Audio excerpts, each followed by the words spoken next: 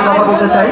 প্রথম কথা হচ্ছে যে আমরা যে তিনটি দাবি আজকে এই ভোলা বাংলাদেশের মাঝে সমবেত হয়েছি, এই দাবির সপক্ষে আমাদের যৌক্তিকতাকে আমাদেরকে জানতে হবে। আপনারা জানেন যে ভোলা একটি সম্পদশালী জেলা, এই কারণে ভোলায় যে খাদ্যশস্য উৎপাদন হয়, আমরা দেশের প্রথম দিকের জেলা যারা খাদ্যশস্য উৎপাদন করি, যাদের উদ্বৃত্ত থাকে, আমরা আমাদের নিজস্ব চাহিদা পূরণ করে এই খাবার আমরা দেশের অন্যান্য জেলায় রপ্তানি করি। আমাদের খাল বিলে কৈশিক মাগুর হয়, আমরা সেগুলো রপ্তানি করি। এবং দেশ নয়, দেশের বাইরেও যেই সম্পত্তির সবচেয়ে বেশি চাহিদা সেটি হচ্ছে আমাদের রূপালী ইলিশ, যেই ইলিশের আতুর ঘর এটি হচ্ছে ভোলা। দেশের সিংহভাগ ইলিশ রপ্তানি করি আমরা। জিডিপির 100 ভাগের 1 ভাগ আসে ইলিশ থেকে, তার সিংহভাগ দেই আমরা। বিনিময়ে আমরা কি পাই? এবার আসে এই আলোচনা। বিনিময়ে আমরা পাই আমাদের এখানে আয়োজন করে মানুষকে মৃত্যুর দিকে ঠেলে দিই আমরা। আমাদের একটি 250 শয্যার কারিগরি হাসপাতাল রয়েছে, যেখানে না আছে ভালো চিকিৎসক, না আছে আধুনিক চিকিৎসা সরঞ্জাম। এইখানে চিকিৎসা ব্যবস্থা আপনি চাইলে আপনিও চিকিৎসা দিতে পারবেন। কিভাবে পারবেন? আপনি যদি কোনো প্রেসক্রিপশনে লিখে দেন রোগী গেলেই যে আপনি এখন ঢাকায় যান, বরিশালে যান, এটা লিখতে MBBS হওয়া লাগে? এইটা লিখতে MBBS হওয়া লাগে না। আমরা এই দীর্ঘদিনের অভিশাপ থেকে মুক্তি চাই।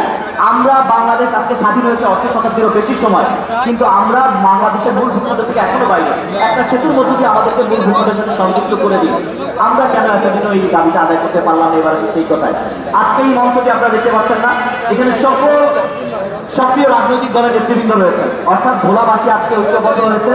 দল মত নির্বিশেষে একটা পরিচয়, আমরা ভোলাবাসী। কিন্তু অতীতে যখন যারাই সরকারে ছিলেন, তখন তাদের আমাদের দেশটা দুর্ভাগ্য কি, আমরা রাষ্ট্র, রাজনীতি, সরকার, দল সব মিলেমিশে একাকার হয়ে যায়। আমাদের দুর্ভাগ্য হচ্ছে যখন যারা ক্ষমতায় ছিলেন, তখন সেই দলের সিদ্ধান্তের বাইরে ওই দলের লোকজন যেতে পারতেন না। কেন যেতে পারতেন না? যেহেতু ওই দলের সিদ্ধান্ত এরকম, তিনি তার পদ পদবি ধরে রাখার জন্য যাওয়ার সুযোগ ছিল না। আজকে একটি কথা দৃঢ়তার সাথে বলতে চাই, আগামী দিনে ভোলার মানুষের জন আকাঙ্ক্ষার বাইরে গিয়ে যিনি বা যাই দল রাজনীতি করতে চাইবেন, বিন্দুমাত্র ভোলাবাসী তাদেরকে ছাড় দেবেন ইনশাল্লাহ। আমাদের এই অধিকার আদায়ের সংগ্রাম নিঃসন্দেহে আমরা হারবো না। বিনীত অনুরোধ করি, একটা আন্দোলন তখনই ডিসগাইড হয়, বিফলে যায়, যখন আন্দোলনটার সফলতার আগে ওই আন্দোলনের ক্রেডিট নেওয়ার চেষ্টা করি আমরা। অর্থাৎ আজকের যে আন্দোলনে আমরা এখানে সমবেত হয়েছি, আমি দোয়া করবো, আহ্বান করবো, আপনারা কেউ এই আন্দোলন থেকে ক্রেডিট নেওয়ার চেষ্টা করবেন না। এটি আমার নেতৃত্বে হয়েছে, আমার দল এখানে কতটা ভূমিকা রেখেছে, এই বিষয়ে আমাদের যাওয়ার দরকার নাই। আমরা ভোলাবাসী ঐক্যবদ্ধ হয়ে আমরা আমাদের অধিকার ফিরিয়ে আনবো ইনশাআল্লাহ। সবাইকে ধন্যবাদ।